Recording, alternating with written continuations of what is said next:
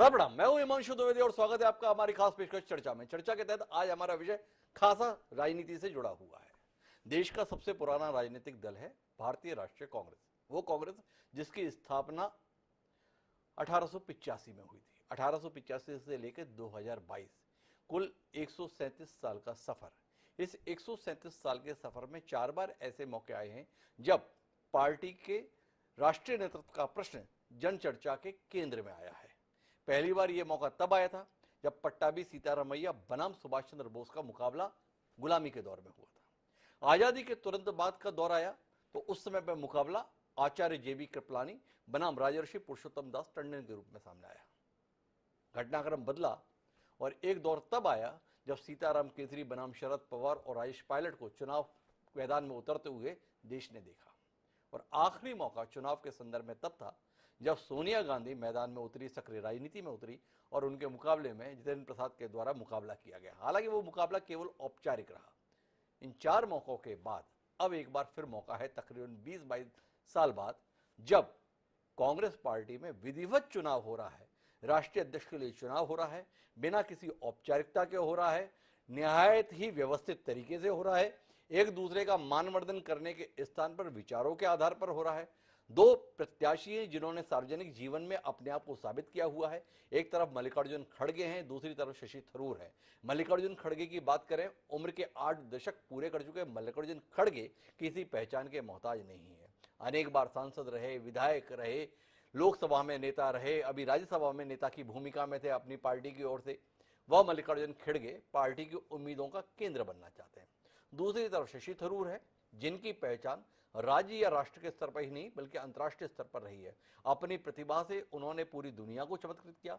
वो शशि थरूर जिनके मुंह से निकले हुए शब्द डिक्शनरी का हिस्सा बन जाते हैं, उनसे मुंह से निकले हुए शब्द लोगों को डिक्शनरी के पन्ने पलट देने के लिए बाध्य कर देते हैं।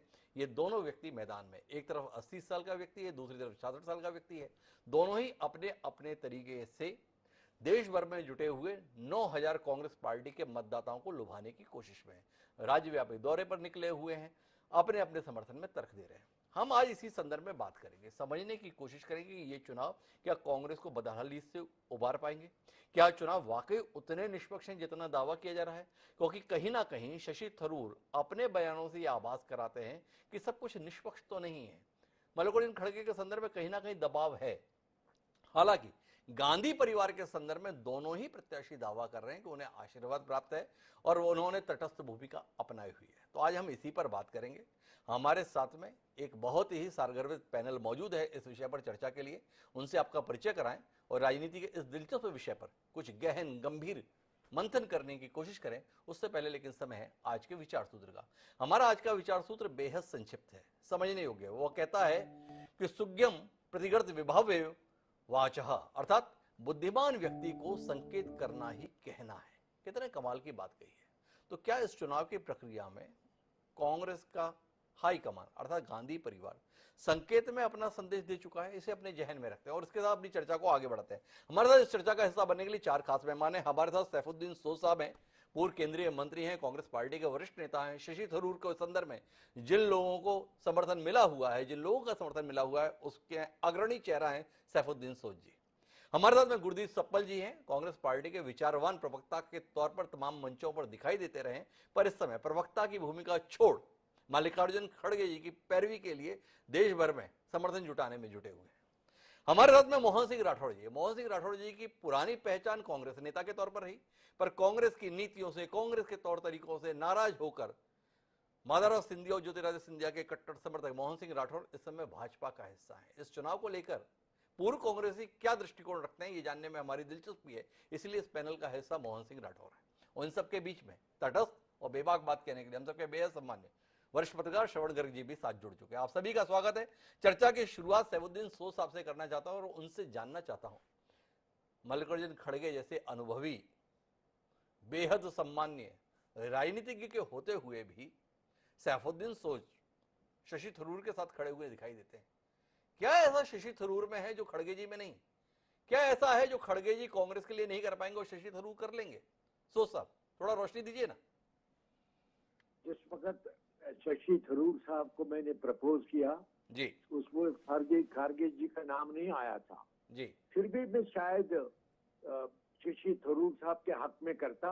हालांकि मुझे खरगे साहब के लिए दिल में बड़ा एहतराम है। जी वो कंट्रोवर्सी के बगैर रहे कांग्रेस पार्टी, बड़े लायल हैं। जी लेकिन सवाल यह है कि मेरे सामने जो मंजर था, जी मैंने उस वक्त सोचा कि शशि थरूर पार्टी का बेहतरीन कैंडिडेट है। जी जैसा मैंने कहा उस वक्त खारगे साहब का नाम नहीं आया था। जी तो अब जो है थरूर साहब को क्यों बनना चाहिए, क्यों जीतना चाहिए। जी थरूर साहब ने अपनी काबिलियत का सिक्का बैन अवी सतह पर मनवाया है जी और कांग्रेस पार्टी की वो बेहतरीन आवाज हो सकती है। वो जी फॉरवर्ड लुकिंग है, बड़े पढ़े लिखे हैं। और इसका मतलब नहीं है कि खारगे जी के दिल में मेरे लिए मुझ पर एहतराम नहीं है। I respect him, I will continue to respect. लेकिन इस वक्त सवाल ये है कि पार्टी किस समत में तरक्की करेगी, आगे बढ़ेगी। जी शशि थरूर फॉरवर्ड लुकिंग आदमी है। हिंदुस्तान के जो भी धातु के लोग हैं उनके साथ मेल मिलाप से रहना चाहता है और सारे मुल्क को बुलाता है उसी तरफ। इसलिए एक बात है कि हिंदुस्तान की तरक्की की जो चाहते हैं आगे जमाने में, उसकी बेहतरीन आबियारी शशि थरूर कर सकते हैं। जी और खारगे साहब की पर्सनालिटी को कोई नुकसान ना पहुंचाते हुए मेरा ये यकीन है कि शशि थरूर जो है वो पार्टी की ठीक सेवा कर सकते हैं और वो पार्टी के लिए बेहतर खिदमत दे सकते हैं। और वो फॉरवर्ड लुकिंग है, तो इसलिए शशि थरूर को बनना चाहिए। लेकिन मेरा तो वोट है, जी उसका मतलब नहीं है कि उसी वोट से वो बनेंगे। साहब, थोड़ा मैं बीच में रोकना चाहूंगा। आपकी बातचीत से ऐसा लग रहा है कि शशि थरूर आपको तब तक ही सबसे बढ़िया उम्मीदवार लग रहे थे जब तक मल्लिकार्जुन खड़गे मैदान में नहीं आए थे। कहीं ना कहीं आपकी आवाज से ऐसा महसूस हो रहा है कि आप थोड़ा अफसोस कर रहे हैं। बार बार आप ये एहसास कराने की कोशिश कर रहे हैं कि नहीं नहीं, खड़गे साहब को लेकर मेरे मन में कतई कोई दुराभाव नहीं है। थोड़ा स्पष्ट बताइए। दो प्रत्याशी हैं मैदान में अध्यक्ष पद के संदर्भ में। कांग्रेस पार्टी अपने जीवन काल के सबसे कठिन दौर से गुजर रही है। कौन नेता पार्टी को सही नेतृत्व दे पाएगा, कौन नेता पार्टी को दिशा दे पाएगा, कौन नेता पार्टी को मोदी शाह के मुकाबले खड़ा रख पाएगा, सीधा सवाल है। कहीं आप इस संकोच में तो नहीं अब मैं प्रस्तावक था शशि थरूर का तो अब मना कैसे करूं, इसलिए अपना वोट उन्हें दे दूंगा, बाकी का जैसा मन है वैसा कर लें। थोड़ा स्पष्ट बताइए ना। शशि थरूर फॉरवर्ड लुकिंग आप बार बार कह रहे हैं, पर शशि थरूर की पहचान क्या है? अभिजात्य वर्ग के, हाई क्लास सोसाइटी का आदमी। और हिंदुस्तान के संदर्भ में बात की क्या की जाती है? गांव में रहने वाला देश है, देश की बहुसंख्यक आबादी गांव देहात की है, मिडिल क्लास फैमिली है। उन सबके बीच में जितने सहज मल्लिकार्जुन खड़गे रहेंगे, शशि थरूर कहां मुकाबला करेंगे? थोड़ा बताइए ना सैफुद्दीन जी। देखिए, शशि थरूर में जो क्वालिटीज हैं जी वो मैंने इत्मीनान किया है। आप देखिए केरला में वो 3 बार लोकसभा के मेंबर हो गए। जी वो बड़े मकबूल है। वो जब जाते हैं देहात में तो उनकी जुबान में बात करते हैं। जी शशि थरूर को ये जरूर काबिलियत है कि वो अंग्रेजी भी फर बोलते हैं, हिंदी भी फर बोलते हैं और केरला की जबान भी बोलते हैं। जी तो ये उसको कोई दिक्कत नहीं है। जी और मेरी नजर में क्योंकि मैंने प्रपोज किया है, मेरी ख्वाहिश है कि वो कामयाब हो जाए। जी और इसका मतलब नहीं है कि खारगे जी के दिल में मेरे लिए एहतराम नहीं है, वो बात नहीं है। दोनों शख्सियत के काबिल हैं। जी लेकिन मेरे वोट का, मेरे सपोर्ट का हकदार मुझे लगता है कि ज्यादा शशि थरूर साहब हैं। उसमें कोई शक नहीं मुझे लगता। मैंने आपको समझाया कि मुझे केरला से लोग मिले उनके कॉन्स्टिट्यूएंसी से, जी और उन्होंने कहा कि ये वहां की जुबान, वो मादरी जुबान है इसकी। जी वो तो वही बोलता है, his first language is mother tongue, जी सेकंड लैंग्वेज उसकी हिंदी और इंग्लिश बराबर है। जी इसमें काबिलियत है, ये तीनों जबानें काबिलियत से बोलता है। जी और मुझे लगता है कि देखिए, एक तो अंदरूनी मामलात हैं हिंदुस्तान के, भारत के। जी दूसरा ये है कि विदेश के मामलात है जिस पर शशि थरूर की नजर बड़ी गहरी है। जी मुझे हिंदुस्तान में कोई नजर नहीं आता जिसको विदेशी मामलात पर हिंदुस्तान के हक में, इन्हें हिंदुस्तान के फेवर में जी जो बातें शशि थरूर को मालूम है जी कि बाहर की दुनिया को क्या कहा जा सकता है। शशि थरूर से ज्यादा पढ़ा लिखा कोई नहीं है, ये जी मेरा विश्वास है उसकी काबिलियत के बारे में। लेकिन इसी पैमाने पर मैं कहता हूं कि मुझे दिल में कदर है खारगे साहब के लिए। तो अच्छा, मगर एक बात और बताइए सैफुद्दीन जी, फिर मैं गुरदीप सप्पल जी के पास चलूंगा। शशि थरूर कह रहे हैं कि कुछ नेता दबाव बना रहे हैं इलेक्शन में खड़गे जी को सपोर्ट करने के संदर्भ में, क्या कितनी करते सच? शशि थरूर कह रहे हैं कि कुछ बड़े नेता मल्लिकार्जुन खड़गे के पक्ष में मतदान करने के लिए दबाव बना रहे हैं। नहीं, शायद शायद एक ये जो संजय झा बोल रहे थे बॉम्बे से, जी उसने कहा कि मुझे अच्छा नहीं लगता कि पार्टी की तरफ से एक कैंडिडेट का बोला जा रहा है। अगर ये दोनों कांग्रेसी है, जी डेडिकेटेड है, लॉयल है, फिर ये किस तरह हो रहा है? उन्होंने कहा, संजय झा ने, कि जी इस तरह से पार्टी को नुकसान होगा, ये गलत बात है। जी तो फैसला लेना चाहिए। जी अगर आपको शशि थरूर पसंद है, पार्टी के हक में काम करेगा, हिंदुस्तान की नीति के बारे में जानकार है, अंदरूनी मामला का जानकार है, काबिल आदमी है, तो इसको सपोर्ट कीजिए। और जो संजय झा का मतलब है वो जी ये है कि पार्टी को नुकसान नहीं होना चाहिए। जब जी पार्टी का एक जगह दो कैंडिडेट देखता है कांग्रेस पार्टी के और एक जगह सपोर्ट करता है चोरी छुपे, वो जी तो गलत बात है, उससे पार्टी को नुकसान होगा। मैंने संजय को कहा आपका सही है, खुला पार्टी का कैंडिडेट उतरना चाहे मैदान में, जिसके साथ सारी पार्टी रहेगी। जी। ये जो चोरी छुपे मदद करना है, उससे पार्टी कमजोर हो जाएगी। चोरी आज छुपे भी मदद करने की कोशिश हो रही है, कहीं ना कहीं ये बात उभर कर आ रही है। गुरदीप सप्पल जी मेरे साथ हैं। 80 वर्षीय मल्लिकार्जुन खड़गे जब टीवी पर चलते हुए हम देख रहे थे आज भोपाल में, तो लोगों का सहारा लेकर चल रहे थे। उनके संदर्भ में उम्मीद की जा रही है कि उनके आने से कांग्रेस को सहारा मिल जाएगा। गुरदीप सप्पल जी, थोड़ा रोशनी दीजिए ना। एक बड़ा वर्ग है जो मानता है कि शशि थरूर बेहद प्रतिभावान है। सैफुद्दीन सोच जैसे अनुभवी राजनीतिक की जो स्वयं जीवन के 8 दशक पूरे कर चुके हैं, उन्हें भी कांग्रेस के भविष्य की संभावना शशि थरूर के साथ दिखती है। आप उन शशि थरूर को भुला खड़गे जी के साथ कांग्रेस का भविष्य देख रहे हैं। क्यों देख रहे हैं? जिस व्यक्ति से इस मोदी शाह के दौर में अपनी सीट ना बचाई जा सकी, जो लगातार अजय योद्धा था, उस पर दाव लगाने की कोशिश हो रही है कि उनके बूते पे अब आप कांग्रेस को दोबारा खड़ा कर लेंगे। कुछ ज्यादा उम्मीद नहीं है, या आपको एक कठपुतली चाहिए थी? उसके लिए लगता है शशि थरूर उपयुक्त नहीं है, खड़गे जी उपयुक्त रहेंगे। क्या कहते हैं सप्पल जी? हिमांशु जी, पहले तो जो दो तीन बातें हुई, जी एक तो ये क्या है कि कांग्रेस का पांचवा नहीं छठा चुनाव है। जी 1939 में चुनाव हुआ था, 1948 में हुआ, 1950 में हुआ, 98, 2000 और अब, क्योंकि पूरे मीडिया में पांचवा पांचवा चल रहा है, तो मुझे लगा पहले वो एक ऐतिहासिक रिकॉर्ड ठीक कर दें। जी दूसरा, ये कांग्रेस का इंटरनल चुनाव है, जी और ये एज अ कांग्रेसमैन ये हम लोगों की खुशकिस्मती है कि दोनों कैंडिडेट ऐसे हैं जिनकी क्षमता के ऊपर कोई क्वेश्चन मार्क नहीं लग सकता। और मैं आपकी बात का भी विरोध करूंगा, क्योंकि आपने खुद बोला कि शशि थरूर इलीट को रिप्रेजेंट करते हैं। जी बिल्कुल नहीं करते हैं। वो एक सैलरीड क्लास के व्यक्ति के पुत्र थे।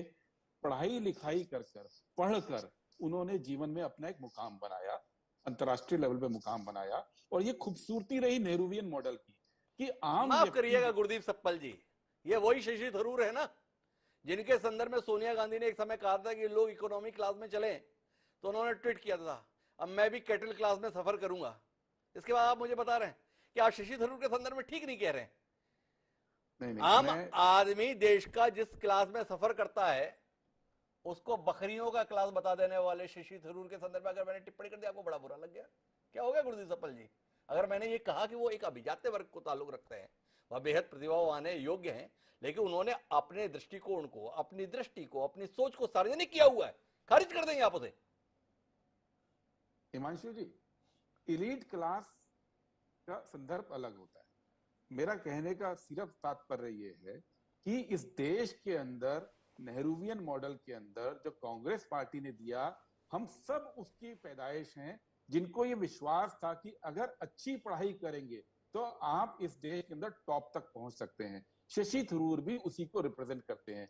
टॉप पर पहुंचने के बाद, उस व्यवस्था का हिस्सा बनने के बाद, आप उन्हें इलीट कह के लिमिट नहीं कर सकते हैं। ये मेरा कहना था। दूसरी बात, खड़गे जी की बात मैं करूंगा, क्योंकि मैं ये क्लियर कर दूं, डिस्क्लेमर है, जो आपने भी कहा कि मैं एज कांग्रेस प्रवक्ता आज इस डिबेट के अंदर नहीं हूं, बल्कि चूंकि मैं खुलकर खड़गे जी के कैंपेन को देख रहा हूं, उनको समर्थन कर रहा हूं, तो उनकी ओर से बोल रहा हूं। देखिए, खड़गे जी की जो शख्सियत है, आपने तो ये कह दिया कि वो चल नहीं पा रहे थे, इसलिए कांग्रेस के लोगों को या दूसरों को देखने में इसमें तकलीफ हुई। सच्चाई ये नहीं है। सच्चाई ये है कि वो शख्सियत है क्या। एक गरीब मिल मजदूर का बेटा जो दलित वर्ग से आया, वो भी पढ़ाई कर कर लॉ करने के बाद उसने अपना करियर बनाया। वो थे इस देश के अंदर बिना किसी बैकग्राउंड के आप पढ़ाई कर कर आगे बढ़ सकते हैं। हमारे सामने गरीबी के बारे में कि हम गरीबी में पलकर आगे पढ़े हैं, बहुत सारे नेता हमने देखे हैं, लेकिन ये कांग्रेस की खासियत है कि वो लोगों ने पढ़ाई के दम पे, अपनी क्षमता के दम पे गरीबी को पीछे छोड़ा। खड़गे जी भी उन्हीं में से एक है, जिनकी शुरुआत एक गरीब मिल मजदूर दलित के बेटे थे। वो पढ़ाई कर आगे बढ़े और बहुत कम उम्र में अपनी प्रशासनिक क्षमता को स्थापित किए। आज आप अभी बात कर रहे थे कि जी लैंग्वेज की बात आती है, मैं आज इसको क्लियर कर दूं कि वो जैसे नरसिम्हा राव पॉलीग्लॉट बोलते हैं कि पॉलीग्लॉट थे, जैसे शशि थरूर भी काफी जानते हैं लैंग्वेजेस, 6 भाषाओं के ज्ञाता हैं। आपको शायद इस बारे में मालूम नहीं होगा कि 6 भाषाओं को वो जानते हैं। और शायद डॉक्टर अंबेडकर के बाद तमाम धर्मों की स्टडी जितनी ज्यादा मैंने खड़गे जी के अंदर देखी है, 2 साल के साथ काम कर रहा हूं पार्लियामेंट के अंदर, तो ये एक उपलब्धि भारत के है कि इस तरह के लोग जो कि पढ़े लिखे हैं, जो कि ज्ञानवान हैं, वो कांग्रेस पार्टी ने आगे दिए हैं। लेकिन खड़गे जी को हम क्यों सपोर्ट कर रहे हैं? देखिए, आज बहुत बातें होती हैं प्रशासनिक प्रोपेगेंडा की, जो बीजेपी के टाइम पे आप सुनते हैं, लेकिन अगर मैं आज आपको ये बताऊं कि जो सिंगल विंडो डिलीवरी सिस्टम की कॉन्सेप्ट था कि एक विंडो से सारी प्रशासनिक सेवाएं मिलेंगी, ये खड़गे जी लाए थे कर्नाटक के अंदर मिनी विधानसभा हर डिस्ट्रिक्ट में बनाकर। ये तो क्योंकि उस जमाने में प्रोपेगेंडा करने का इतना चलन नहीं चला था, तो शायद आपको इसका मालूम नहीं। इस देश के अंदर सबसे पहले साइबर क्राइम को उठाने वाले व्यक्ति खड़गे जी होम मिनिस्टर रहे हैं। इस देश के अंदर बायोमेट्रिक सिस्टम लाने वाले खड़गे जी रहे हैं। इस देश के अंदर पहली बार जो स्वास्थ्य बीमा योजना है मजदूरों के लिए लाने वाले, वो खड़गे जी रहे हैं। एक व्यक्ति जो नए नए आइडियाज पे काम करता रहा, चाहे वो होम मिनिस्टर के रूप में हो, चाहे लेबर मिनिस्टर के रूप में हो, चाहे इंडस्ट्रीज के रूप में हो, उन व्यक्ति की एक लंबी पीछे हम इतिहास देखते हैं। और वो इतिहास हमको बताता है कि ए, वो पढ़े लिखे व्यक्ति हैं, बी, वो जीरो से उठकर उन्होंने इस देश के अंदर अपनी जगह बनाई है, एक वंचित समुदाय से आते हैं, लेकिन अपनी पहचान को वहां तक सीमित नहीं रखा, वो सबके नेता बने। सी, वो ज्ञान है आज की तारीख में, जिसको हम कहते हैं वो प्रकांड पंडित हैं, धर्मों के प्रकांड पंडित हैं, लोक साहित्य के पंडित हैं। अगर कभी आप उनके साथ बैठेंगे तो लोक साहित्य की, लोकोक्तियों की जो उनको जानकारी थोड़ा मैं सपल जी थरूर बनाम खड़गे पे रहना चाहता हूं, और दूसरा, आप जितनी भी बातें मुझे टारगेट करके कह रहे हैं उसे सैफुद्दीन सोच को समर्पित कीजिए। ये जितनी भी दलीलें थरूर साहब के संदर्भ में थी वो सैफुद्दीन सोच साहब ने दी। वो इतनी भाषाएं बोलते हैं, वो इस तरीके का एक्सपोजर रखते हैं, वो अंतर्राष्ट्रीय मामलों के जानकार हैं, ये सब उनकी दलील है। थोड़ा आप समझाइए कि थरूर क्यों नहीं और खड़गे क्यों?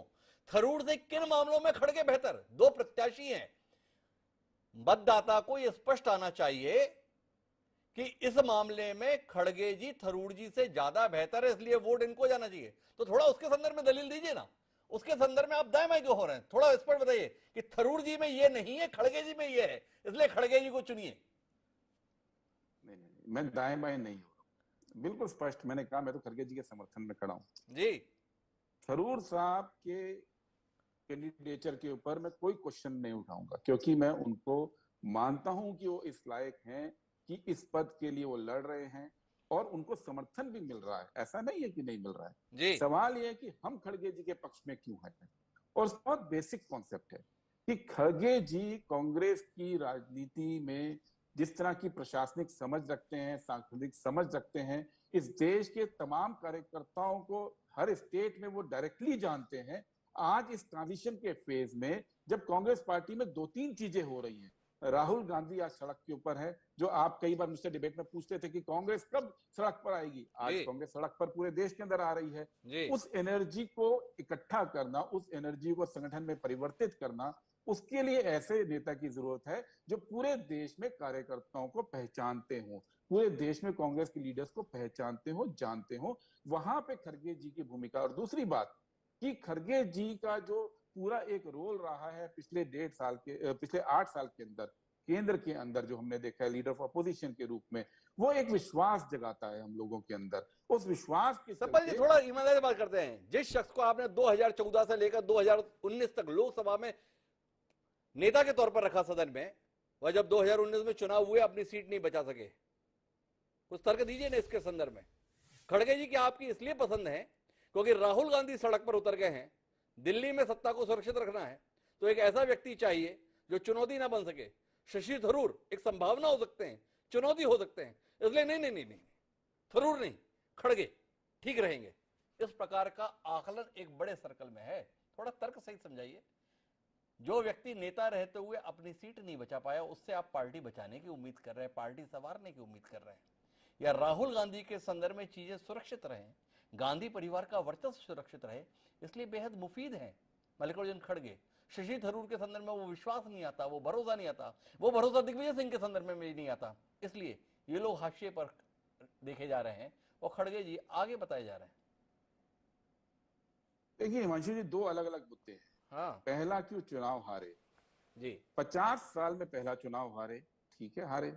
उस क्राइटेरिया पे तो ना इंदिरा गांधी को दोबारा प्राइम मिनिस्टर बनना चाहिए था, ना वाजपेयी जी को बनना चाहिए था, ना आडवाणी जी सर्वमान्य नेता होने चाहिए थे। इस देश के अंदर लोकतांत्रिक परंपरा के अंदर अगर 50 साल में वो एक चुनाव हार गए, इसको डिस्क्वालिफिकेशन आप मान सकते हैं, हम नहीं मान सकते हैं। ये बहुत स्पष्ट सी बात है। 50 साल चुनाव जीतना कोई छोटी मोटी बात नहीं होती है, और वो भी ऐसे समुदाय से आना जो समुदाय ऐतिहासिक रूप से वंचित है, बिना प्रशासनिक अनुभव के, बिना राजनीतिक कौशल के, बिना सांगठनिक समझ के, यह असंभव कार्य है। दूसरी बात, मेरे इस पे बहुत आपत्ति है क्योंकि पिछले 15 साल 20 साल से मैं देख रहा हूं कि एक जो पूरा प्रोपेगेंडा इस देश के अंदर चला गया, रिमोट कंट्रोल, कठपुतली, पपेट, वो उस पार्टी ने चलाया जो कि रिमोट कंट्रोल्ड है आरएसएस द्वारा। वो पार्टी की भाषा हम आम लोगों में खुद प्रमोट क्यों करेंगे? हम ये क्यों नहीं कह रहे हैं कि एक व्यक्ति जो 50 साल से भारतीय राजनीति के अंदर ना केवल चुनाव जीतते रहे बल्कि आइडियाज पे काम करते रहे, जिनकी एक सर्वमान्य इज्जत है, वो कठपुतली बनने को तैयार हो जाएंगे? हम क्या भारतीय लोकतंत्र को इतना कमजोर क्यों मानते हैं? ये आरएसएस का मॉडल है जहां पे कठपुतली सरकारें चलाई जाती हैं, ये आरएसएस का मॉडल है जहां रिमोट से सरकारें चलाई जाती हैं, ये कांग्रेस का मॉडल। तो सपल जी आपका मानना है कि नरेंद्र मोदी एक कठपुतली हैं जो आरएसएस के रिमोट पर काम करते हैं, या आप मानते हैं कि नरेंद्र मोदी वो फनकार हैं जिन्होंने आरएसएस को अपने नियंत्रण में काम करना के लिए मजबूर कर दिया है? थोड़ा स्पष्ट हो जाए, विषय से थोड़ा भ्रमित हो जाएंगे, पर फिर भी आपने टिप्पणी ऐसी कर दी तो लगा कि पूछ लिया जाए, आपके नजरिए को जान लिया जाए, थोड़ा स्पष्ट हो जाए ना। हिमांशु जी, थोड़ा सा इतिहास में जाइए ना। 2002 में नरेंद्र मोदी केवल बीजेपी के प्रवक्ता थे और महामंत्री थे। अचानक से, बिना कभी जिंदगी में पंचायत का चुनाव भी नहीं लड़ा था, अचानक से मुख्यमंत्री बन गए थे। तो कौन सी ऐसी खूबी थी कि बीजेपी ने उनको सीधे मुख्यमंत्री बना दिया था? वो कौन सा ऐसी चुनाव प्रक्रिया से निकल कर आए थे कि वो बीजेपी के प्रधानमंत्री के उम्मीदवार बने? उनकी काबिलियत पे, योग्यता पे मैं क्वेश्चन मार्क नहीं लगा रहा हूं, लेकिन ये कहना कि वो मुख्यमंत्री अपनी क्षमता के दम पर बीजेपी के सारे विषय पर नहीं रह रहे, आज थोड़ा भ्रमित हो जा रहे हैं। सीधा सवाल था, आपने कहा कि भाजपा में कठपुतली के संदर्भ में बात होती है, आरएसएस की कठपुतली होती है। मैंने एक सीधा सवाल किया, क्या नरेंद्र मोदी को आप आरएसएस की कठपुतली मानते हैं, या नरेंद्र मोदी को ऐसा फनकार मानते हैं कि जिन्होंने आरएसएस को भी अपने अनुसार चलने के लिए बाध्य कर दिया? आपने इस पर टिप्पणी की, आपने चाहा कि 2002 की बात कर लें, 2001 की बात कर लें, अपने सुविधा अनुसार बात कर लें, पर ऐसा तो नहीं होगा ना। बहरहाल मैं चर्चा को आगे बढ़ाता हूं। पूर्व कांग्रेसी वर्तमान भाजपाई क्या मान रहे हैं इसके संदर्भ में? मोहन सिंह राठौर मेरे साथ में हैं। अफसोस तो नहीं हो रहा मोहन सिंह जी, एक ऐसी लोकतांत्रिक पार्टी को आपने छोड़ दिया? हृदय फट तो नहीं यार आपका वेदना से कि कितना बेहतर तरीके से लोकतांत्रिक स्वरूप आपकी पूर्ववर्ती पार्टी में देखने को मिल रहा है? कितने प्रतिभावान लोग मतदाताओं के माध्यम से इस पार्टी का नेतृत्व करने के लिए चुने जाने वाले हैं? और आप इस सबसे वंचित बस केवल जय हो वाली भीड़ का हिस्सा हो गए। क्या कहते हैं मोहन सिंह जी? चुनाव प्रक्रिया में देखें जी तो आपको ये लगेगा कि 9000 लोग कांग्रेस का अध्यक्ष चुनने जा रहे हैं जी लेकिन इसकी शुरुआत में अगर आप जाएंगे तो ये 9000 लोग कैसे चुने गए, जी इस पर भी आपको ध्यान देना पड़ेगा। जी ये 9000 लोग वो हैं जो कहीं ना कहीं से नीचे से नॉमिनेट किए गए जी किसी न किसी के द्वारा, और इसमें कभी भी गांधी परिवार की छत्र छाया से बाहर कोई भी आदमी ऐसा नहीं है जो चुन के आ सके, क्योंकि जो आदमी भी स्वतंत्र विचारों का है उसको कहीं ना कहीं बाहर कर दिया जाता है, और उसी दृष्टि से ये लोग जो चुन के आए हैं वो सामने हैं। अभी सामने जो दो लोग हमारे जो चुनाव लड़ रहे हैं, आपके कांग्रेस के लोग जो दो चुनाव लड़ रहे हैं, उसमें आप अगर देखेंगे तो बीच में दिग्विजय सिंह साहब ने भी फॉर्म भरा था, फॉर्म लिया था लेकिन भरा नहीं था। जी तो जहां गांधी परिवार की इच्छा नहीं है वो न तो चुनाव लड़ सकता है और न ही चुनाव जीत सकता है। मोहन सिंह जी, थोड़ा एक स्पष्ट तौर पर बताइए, क्या आप नहीं मानते हैं कि दो योग्य लोग मैदान में उतरे हैं, दो प्रतिभावान लोग मैदान में उतरे हैं, कांग्रेस पार्टी के दो ऐसी शख्सियत मैदान में हैं जिन्होंने अतीत में अपने आप को साबित किया हुआ है, या आप मानेंगे कि एक चुके हुए लोग मैदान में उतरे हुए हैं? क्या बोलते हैं मोहन सिंह जी? थोड़ी ईमानदारी से बात कर सकेंगे, या भाजपा को होने के कारण से बाध्यता है, ईमानदारी से बात कैसे कर लो? मैं आपकी बात का स्पष्ट जवाब दे रहा हूं जो मुझे समझ में आता है। देखिए, ये जो दोनों ही लोग खड़े हैं दोनों ही योग्य भी हैं, और उन्होंने अपने राजनीतिक जीवन में बहुत मेहनत से काम करके और इस मुकाम पे पहुंचे हैं। लेकिन जब चुनने की बात आएगी तो ये 9000 लोग उसको चुनेंगे जिस पे गांधी परिवार का हाथ होगा, ये निश्चित मानिए आप। और कांग्रेस की जो दिशा वर्तमान में है उस दिशा में परिवर्तन इसलिए नहीं आना है कि पहले जो होता रहा वही होने वाला है। ये कोई भी अध्यक्ष चाहे थरूर साहब बन जाए चाहे खड़गे साहब बन जाए, कोई भी व्यक्ति स्वतंत्र निर्णय लेने की स्थिति में नहीं रहेगा। तो मोहन सिंह जी, दो महत्वपूर्ण बातें कह रहे हैं, एक कि चुना तो वही जाएगा जिसकी और गांधी परिवार का इशारा होगा, दूसरा चुन कोई भी लिया जाए कर कुछ नहीं पाएगा, करेगा तो गांधी परिवार ही करेगा। मुझे जाना है श्रवण गर्ग जी के पास विस्तार से टिप्पणी के लिए, लेकिन मैं सैफुद्दीन सोज साहब के पास इसलिए जाना चाहता हूं कि एक माहौल ये बना हुआ है कि खड़गे बनाम गांधी परिवार, मतलब खड़गे जी जो चेहरा है वो गांधी परिवार की छाया में है। चुनाव में अब कुल जमा 4 दिन बचे हैं, वातावरण ये बना हुआ है।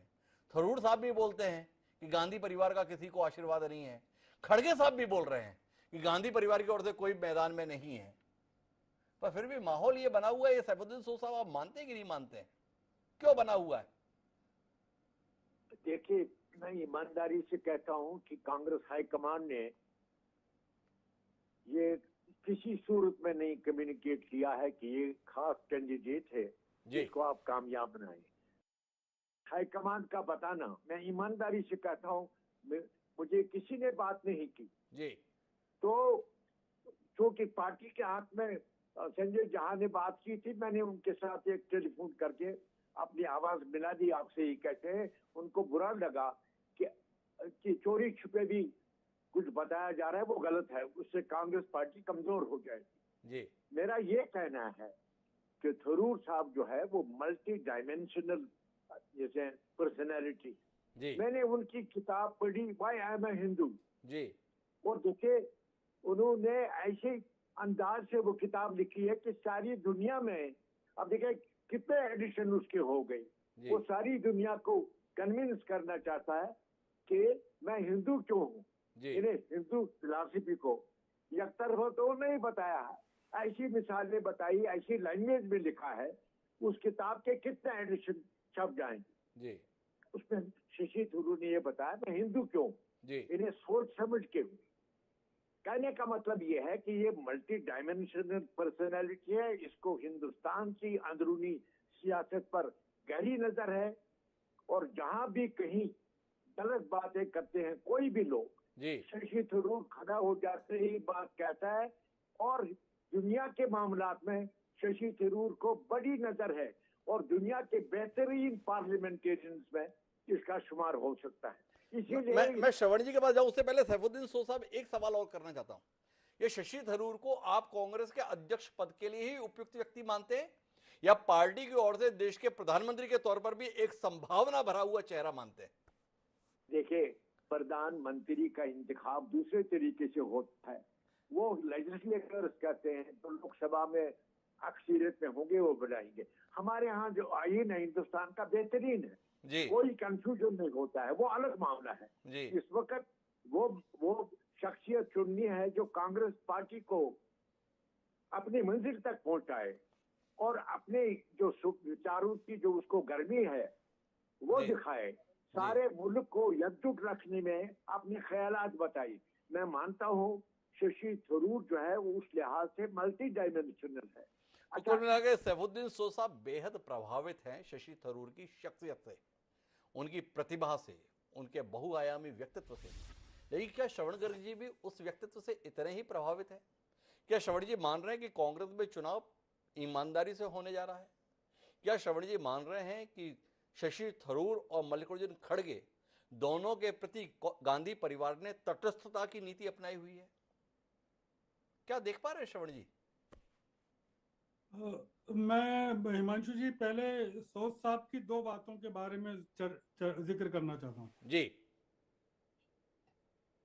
सोच साहब ने थरूर साहब की एक किताब का जिक्र किया है जी हिंदुइज्म पर, जी वाई एम हिंदू। दूसरा, सोच साहब ने थरूर साहब की तारीफ में जो कहा है कि वो केरल से हैं, वहाँ की जुबान जानते हैं, जी हिंदी और अंग्रेजी भी जानते हैं। सोच साहब ने 2018 में एक किताब लिखी थी और उसमें लिखा था कि जो कश्मीरियों की पहली पसंद आज़ादी है, जी और उस कमेंट पर कांग्रेस ने बहुत ही तीखी टिप्पणी की थी और जो अंग्रेजी में जुमला आया था उसको एक चीप गिमिक कहा गया था। जी। क्या शशि थरूर सोच साहब की जो फीलिंग्स हैं कि कश्मीरियों को आज़ादी दे देनी चाहिए, उससे इत्तेफाक रखते हैं?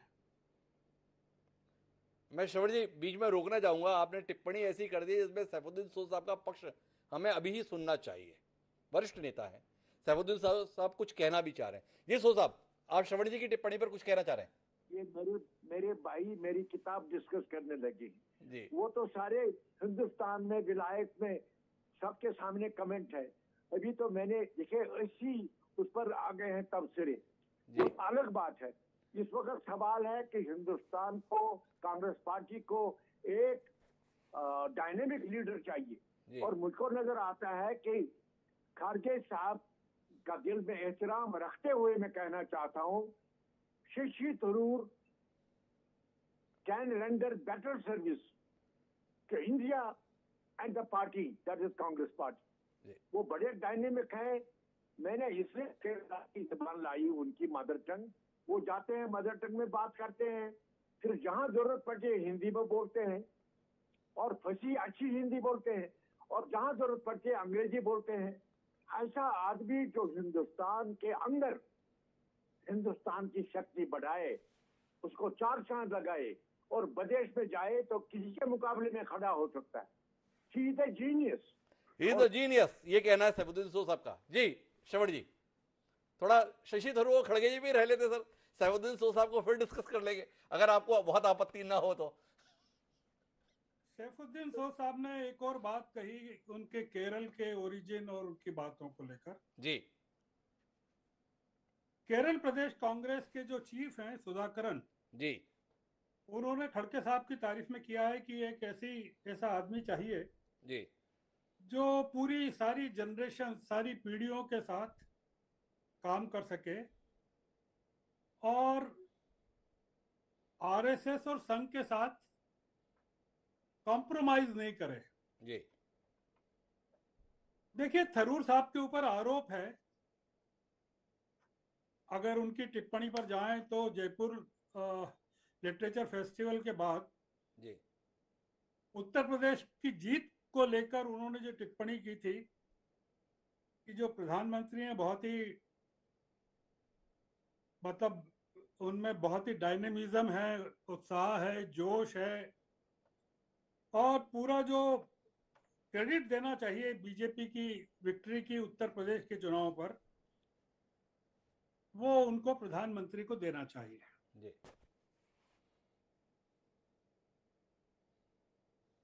दिक्कत क्या है, देखिए मैं अब आता हूं अपनी आपकी जो बात पर, जी खास बात पर,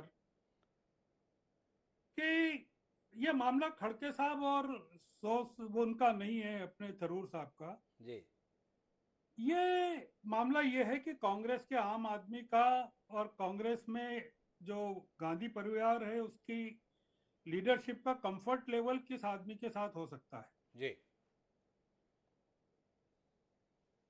थरूर साहब को जानते हैं कि उनको लाइमलाइट में रहना कितना पसंद है।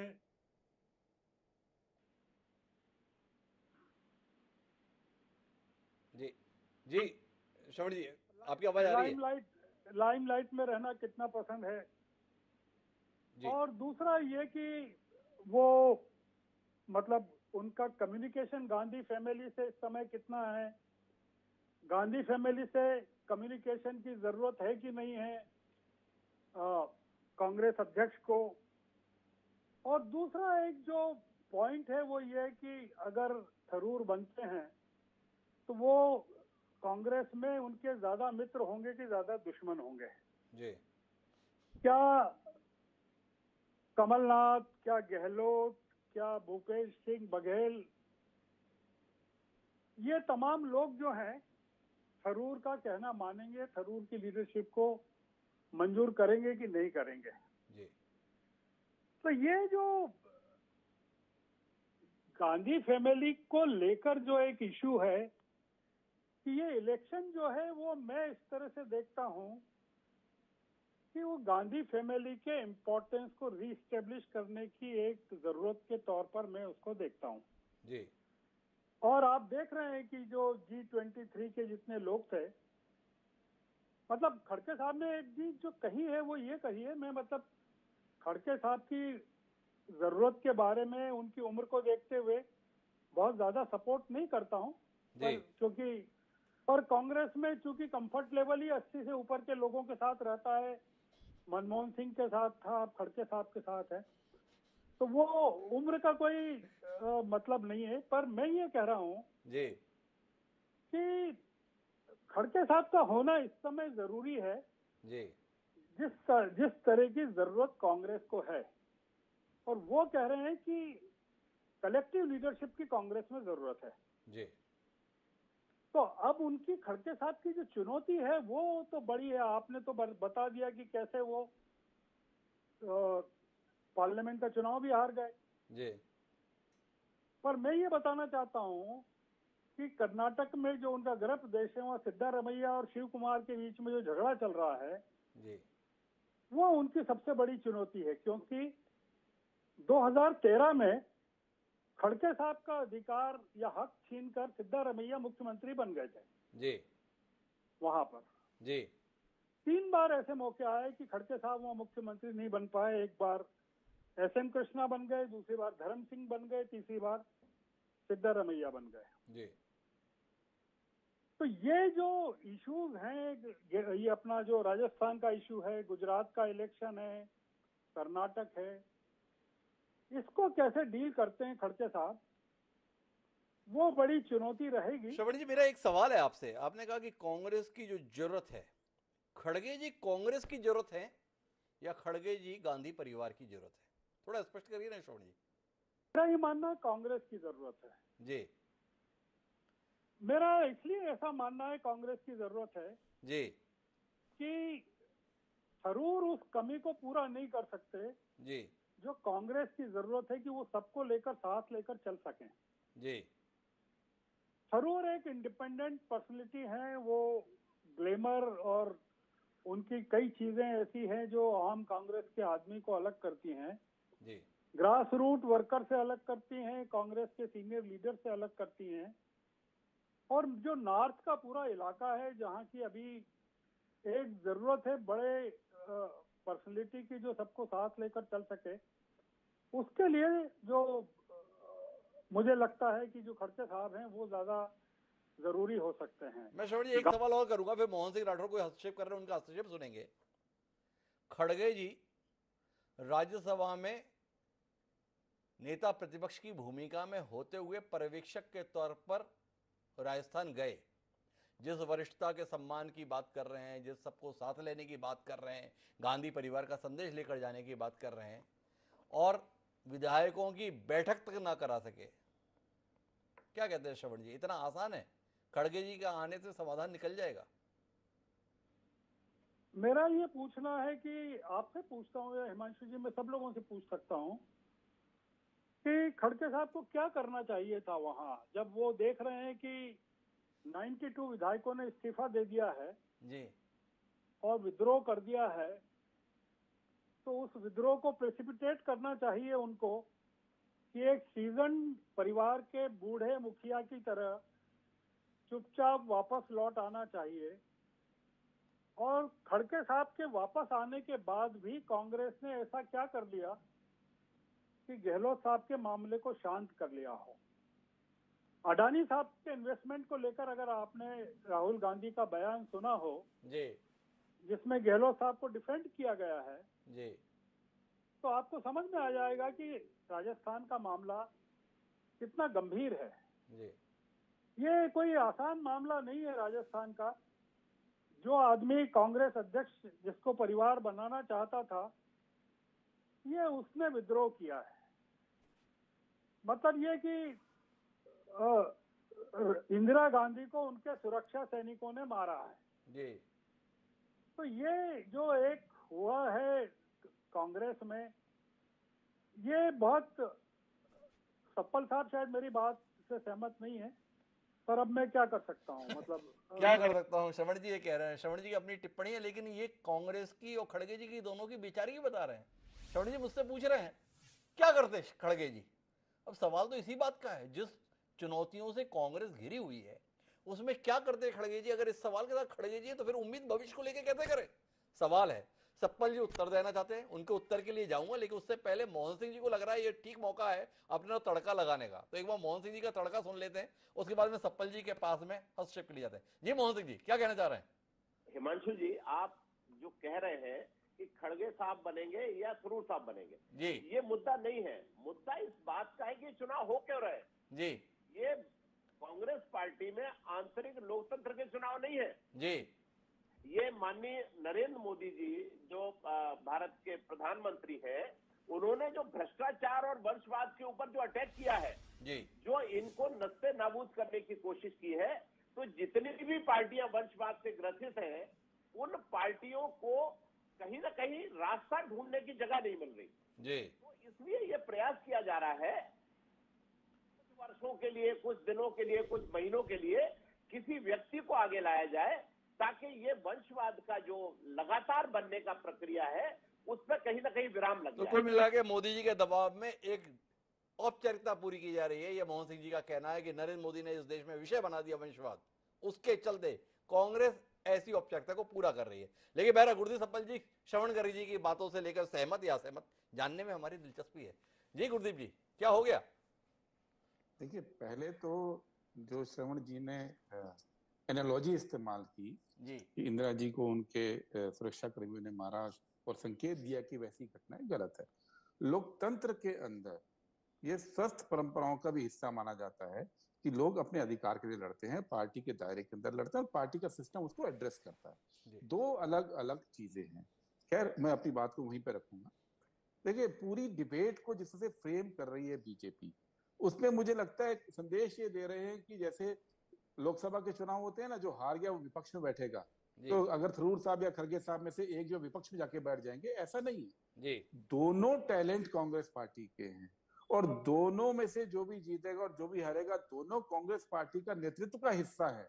जी, ये कांग्रेस पार्टी के इंटरनल है। और अगर आप ये कहते हैं मोहन सिंह जी कि ये मोदी जी के वंशवाद के आरोपों की वजह से रास्ता ढूंढा जा रहा है, तो मोदी जी तो 98 और 2000 में राष्ट्रीय पटल पे भी नहीं आए थे, सीएम भी नहीं बने थे जी तब तक। वो सारथी की भूमिका ही सबसे बड़ी भूमिका रही थी उनकी। अचानक से आरएसएस ने लाके बिठा दिया, जो आप कठपुतली की बात कर रहे थे ना, जी तो वो कहीं से नहीं आए थे। आरएसएस ने कहीं से फैसला लिया और मोदी जी मुख्यमंत्री अगले दिन बन गए। जी तो ये मत बोलिए, कांग्रेस पार्टी में जब जब जरूरत हुई चुनाव हुए हैं। अब या तो गांधी फैमिली इतनी कमजोर है हिमांशु जी कि वो थरूर साहब धुरंधर प्रचार कर रहे हैं और उनको करने दे रहे हैं, जी या वो इतनी मजबूत है कि सब कुछ खुद डिसाइड कर रही है। दोनों चीज एक साथ नहीं हो सकती है, जी और दोनों में से एक भी चीज सही नहीं है। सच ये है कि कांग्रेस पार्टी के अंदर वास्तविक चुनाव हो रहे हैं। जो मोहन सिंह जी ने कहा कि वो 9800 प्रतिनिधि कहां से बने, शायद आपको मालूम नहीं है मोहन सिंह जी, वो हर एक ब्लॉक से निकल कर आए हैं। पूरे देश के अंदर 2 साल की प्रक्रिया चली है, रिटर्निंग ऑफिसर्स बनाए गए थे, वो गए वो हैं। दिक्कत ये है सप्पल जी कि मोहन सिंह जी ने अपनी जिंदगी इन सारी प्रक्रियाओं में ही बिता दी।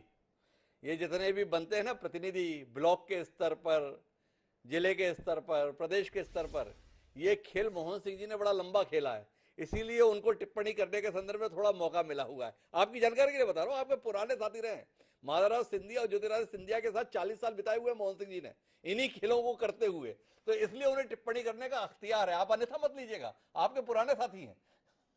मुझे मालूम है ये बात, मैं इसलिए कह रहा हूं कि वो ऐसी जगह पे गए हैं जहां ये होता ही नहीं है। जी ना प्रतिनिधि बनते हैं, ना वहां पे कोई इस तरह के चुनाव होते हैं, ना पीआरओ होते हैं, ना एपीआरओ होते हैं। वो उस पार्टी में चले गए जहां सब कुछ रिमोट कंट्रोल से तय होता है। लेकिन मैं मुख्य मुद्दे पे आ रहा हूं हिमांशु जी। जी।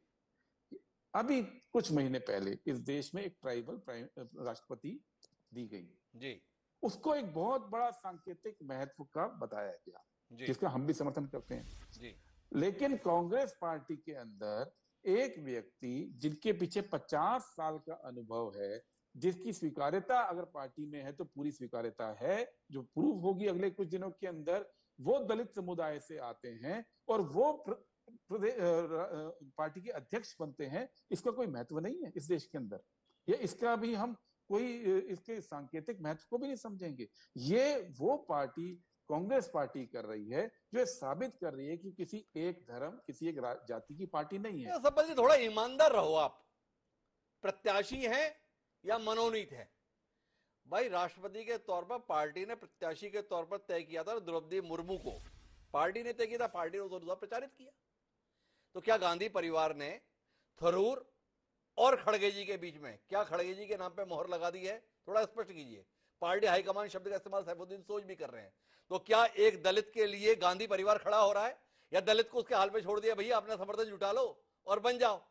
या गांधी परिवार ने कहा एक दलित सामने आया है, गांधी परिवार की जिम्मेदारी है एक दलित को इस सर्वोच्च पद पे पहुंचाना है? थोड़ा स्पष्ट करें, क्या गांधी परिवार ये साहस दिखा रहा है कि इस महत्वपूर्ण मौके पर एक दलित के साथ खड़ा होगा, एक ऐसे नेता के साथ खड़ा होगा जिसका 50 साल का सार्वजनिक जीवन यश से भरा हुआ है? थोड़ा स्पष्ट करिए ना गुरदीप सप्पल जी, कहानी आज ही अंत तक पहुंचा देते हैं कार्यक्रम में। हिमांशु जी, आज पहली बार आपके सवाल भटक रहे हैं, बताता हूं क्यों। जी स्पष्ट रूप से चुनाव हो रहा है, जो खड़गे जी ने अपनी दावेदारी पेश की जी, और चुनाव में वो वोटों की अपील कर रहे हैं। जी ठीक है, ठीक, गांधी फैमिली की भूमिका खड़गे जी को आगे बढ़ाने में जी 14 में भी थी, जब वो लोकसभा में नेता प्रतिपक्ष बनाए गए। वो अलग बात है कि दर्जा ऑफिशियली नहीं मिला था, जी और राज्यसभा में विपक्ष के नेता रहे। जी, चूंकि वो एक कम्युनिटी से थे, उस कम्युनिटी के एम्पावरमेंट किया गया, वो तो फैसला सोनिया जी का था। जी, उस फैसले में 8 साल में देश में कार्यकर्ताओं ने कांग्रेस के देखा है कि खड़गे जी की काबिलियत क्या है, उसी के दम पे वोट मांगे जा रहे हैं। इसमें विरोधाभास हमको तो कहीं दिखता नहीं है। अरे हमने कांग्रेस तो मामूली सा सवाल किया गुरदीप जी, और आपने कह दिया कि आपके सवाल भटक रहे हैं। भाई इतना ही तो पूछा। भाई आज गुरदीप सप्पल जी वोटर होते हुए भी इस कार्यक्रम में बैठ के बोल रहे हैं ना कि मैं खड़गे जी के साथ हूं, मैं खड़गे जी के लिए अपील कर रहा हूं, मैं खड़गे जी के लिए कैंपेनिंग कर रहा हूं। मैंने सिर्फ इतना सवाल कर लिया कि एक दलित मैदान में उतरा हुआ है, गांधी परिवार है, सोनिया गांधी जी, चलिए वो तो राष्ट्रीय अध्यक्ष रहने दीजिए, पर प्रियंका गांधी और राहुल गांधी तो किसी पद पर भी नहीं है। क्या उन्होंने समर्थन की अपील कर दी है कि एक दलित सम्माननीय मल्लिकार्जुन खड़गे जी मैदान में है, मेरा वोट उन्हें जाएगा? कमलनाथ जी उन्होंने कहा, प्रदेश अध्यक्ष है, मेरा वोट खड़गे जी को जाएगा। दिग्विजय सिंह है, स्पष्ट तौर पर है, मेरा वोट खड़गे जी को जाएगा। सैफुद्दीन सोज साहब हैं, दबंगाई से इस कार्यक्रम में कह रहे हैं कि मैं शशि थरूर के साथ हूं।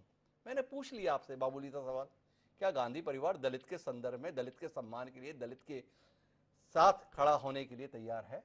उसका उत्तर दे दीजिए ना, मेरे सवाल को खराब क्यों कर रहे हैं? नहीं नहीं, मैं उत्तर दे रहा हूँ। आप तो थोड़ा घबरा गए मेरे मैं घबरा गया? अटैक से। नहीं नहीं, काउंटर अटैक से। देखिए, आप इस बात को समझिए,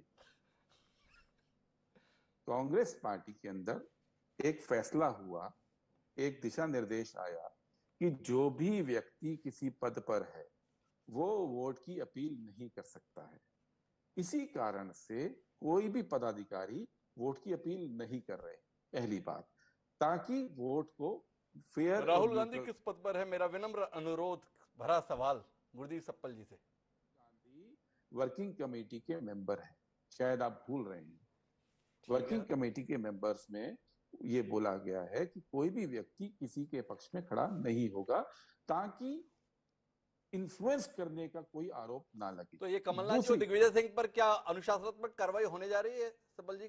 कमलनाथ जी सार्वजनिक रूप से बयान दे चुके हैं, मेरा वोट खड़गे जी को जाएगा, क्या कहते हैं? दिग्विजय सिंह जी किसी पद पे नहीं है, और कमलनाथ जी के बयान के बारे में मेरे को तो कम से कम यहाँ दिल्ली में कोई जानकारी नहीं मिली। और दूसरी बात जी, जो आप इस बाइनरी में उलझा रहे हैं, आप इस बात को भूल रहे हैं कि खड़गे जी कांग्रेस के सिस्टम में रहकर उसकी राजनीति कर कर आज इतने मजबूत हुए हैं कि वंचित वर्ग से आने के बावजूद वो फैक्टर नहीं है, वो कांग्रेस में सर्वमान्य नेता वो बनने जा कांग्रेस रहे के हैं। सर्वमान्य नेता हैं, गुरदीप सप्पल जी का कहना है। लेकिन मैं थोड़ा विषय को अब समय अपन की ओर ले जाना चाहता हूँ, सैफुद्दीन सोज साहब के पास जाना चाहता हूँ। और सोज साहब, आपसे जानना चाहता हूँ, दो करिश्मे हुए, एक जब गांधी जी जैसे शख्सियत का समर्थन पट्टाभी सीतारमैया जी के साथ था, तो भी चुनाव जीतने का इतिहास सुभाष बाबू के द्वारा रचा गया था। और आजादी के बाद जब पंडित जवाहरलाल नेहरू जैसी शख्सियत इस देश की प्रधानमंत्री थी, तब उनके समर्थन से मैदान में उतरे आचार्य जेबी कृपलानी राजर्षि पुरुषोत्तम दास टंडन के हाथों चुनाव हार गए थे। माहौल बना हुआ है, सच क्या है ये अलग बात, पर माहौल तो ऐसा है, आप इंकार नहीं करेंगे कि खड़गे जी के संदर्भ में गांधी परिवार का, और गांधी परिवार को ना माने तो शशि थरूर के शब्दों में ही कुछ प्रभावशाली नेता दबाव बना रहे हैं खड़गे जी के पक्ष में मतदान करने के। क्या शशि थरूर,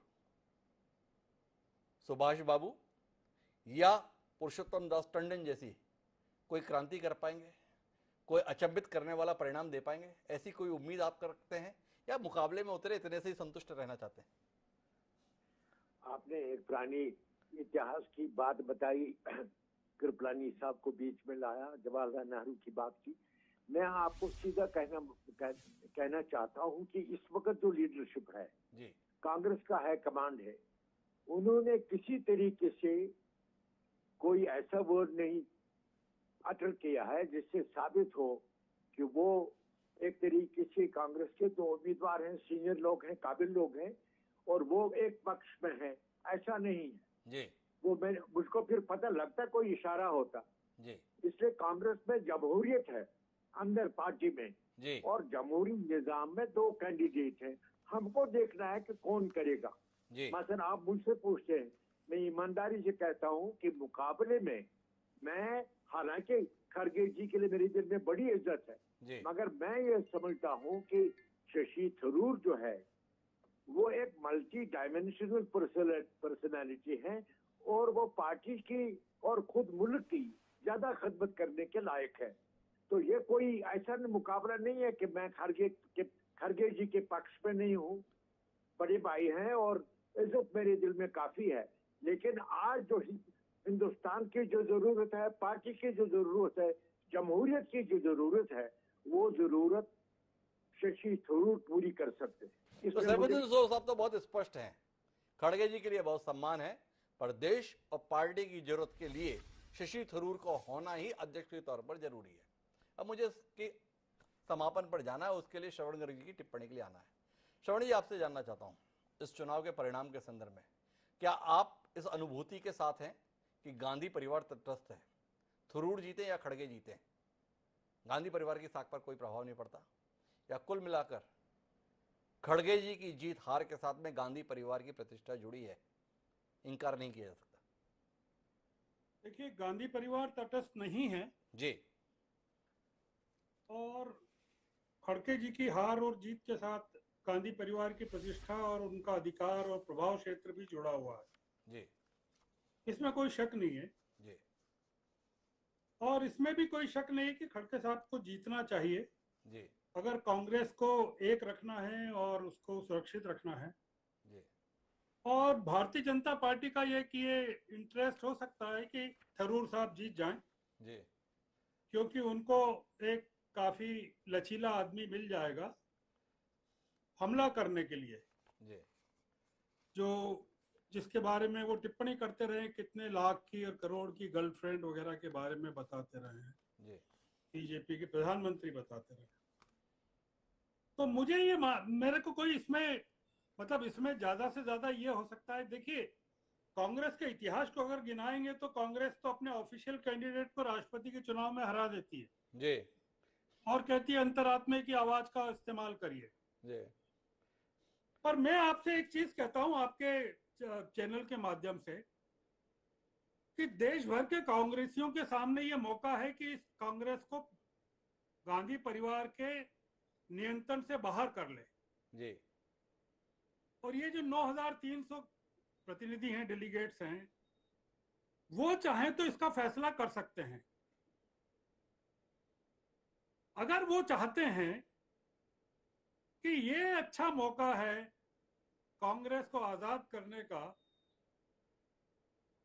और गांधी परिवार कह रहा है कि हम किसी का पक्ष नहीं ले रहे हैं, तो क्या दिक्कत है ये 9,300 लोग फैसला कर लेना कि भाई हम थरूर के पक्ष में खड़े होंगे। उसमें कौन रोक रहा है उनको ऐसा करने से? जी कोई गांधी परिवार तो जाके हर एक मतदाता से कह नहीं रहा है कि आपको खड़गे साहब को वोट देना चाहिए, खड़गे साहब के पक्ष में जाना चाहिए।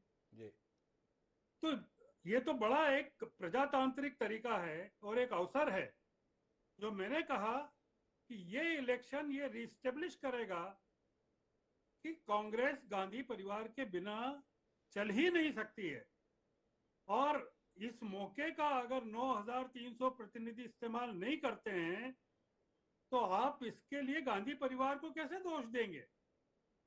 अगर आपको एक अधिकार दे रहे हैं कि आप बदल दीजिए हमारे निजाम को और आप उसका इस्तेमाल नहीं करना चाहते हैं, तो गांधी परिवार के जितने जितने नाराज लोग हैं, G23 के जितने लोग हैं, वो अपने लोगों को इंस्टिगेट कर सकते हैं कि भैया ये बहुत अच्छा मौका है कांग्रेस को राहुल गांधी से और सोनिया गांधी से आजाद करने का। तो मेरे ख्याल से तो इस मौके का फायदा उठाना चाहिए। तो कुल मिलाकर श्रवण जी इस नतीजे के साथ में कि चुनाव तो लोकतांत्रिक प्रक्रिया के साथ हो रहा है, गांधी परिवार का सद्भाव और साथ खड़गे जी के साथ महसूस होता है। अगर वाकई पार्टी के अंदर लोगों को लगता है कि गांधी परिवार से मुक्त होना चाहिए तो उनके पास अवसर है, अपने मताधिकार का उपयोग करें। और अगर इसके बाद भी जीत खड़गे जी की होती है तो इसका आशय यह है कि कांग्रेसी मानते हैं कि उनका वजूद गांधी परिवार के साथ ही है। महत्वपूर्ण गांधी परिवार के संदर्भ में नहीं, महत्वपूर्ण यह कि जो भी चुना जाएगा क्या वो कांग्रेस को गुर्बत से बाहर निकाल पाएगा।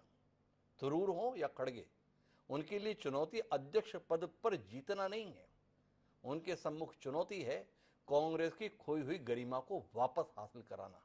क्या ये गरिमा इस चुनाव के बाद वापस आ पाएगी? ये असल दिलचस्पी का विषय रहेगा।